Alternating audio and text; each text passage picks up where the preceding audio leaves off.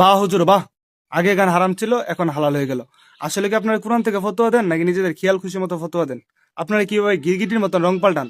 চলেন প্রিয় শাইখের ভিডিওটা দেখে আসি। গান শোনা মুসলিমের জন্য কতটা ক্ষতিকর? গান শোনা হারাম। গান শোনা কি? সূরা লোকমান আয়াত নম্বর 6।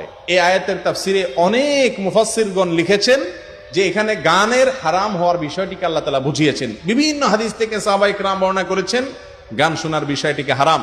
রাসূল আকরাম সাল্লাল্লাহু আলাইহি ওয়াসাল্লামের এক হাদিসে আসছে তিনি বাদ্যযন্ত্র ভাঙার জন্য আল্লাহ তাআলা তাকে পাঠিয়েছেন, অর্থাৎ এগুলো বন্ধ করার জন্য এসেছেন। মনে রাখবেন, গান এটা মানুষের অন্তরে ঈমানি চেতনাকে নষ্ট করে দেয়। শুধু ধর্মীয় গানই গাইবেন আল্লাহকে নিয়ে এমন কোনো কথা নাই। আপনি দুনিয়াবি গানও গাইতে পারেন, সেখানে খারাপ কিছু না থাকলেই হলো, অশ্লীল কিছু না থাকলেই হলো, নোংরাম অসভ্যতার দিকে আহ্বান না থাকলেই হলো। আপনি খালি গলায় গান, চমৎকার কণ্ঠ আল্লাহ দিয়েছে, আপনি গান নিষেধ নাই।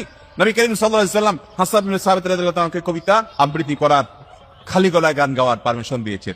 তিনি নিজেও হুনায়নের যুদ্ধে, খন্দকের যুদ্ধে, মসজিদে নববী নির্মাণের সময় বিভিন্ন সময় গেয়ে উঠেছেন, আনান নবিয়্যু লা কাযিব আনা ইবনে আব্দুল মুত্তালিব আল্লাহুম্মা লা আইশা ইল্লা আইশাল আখিরা ফাগফির লিল আনসারি ওয়াল মুহাজিরা। তিনি নিজেও গেয়েছেন। আপনি গান, শুটিং প্রতিযোগিতা হচ্ছে বাজারে, নবী সাল্লাল্লাহু আলাইহি ওয়াসাল্লাম উৎসাহ দিয়েছেন দুরদলকে যে চালাও।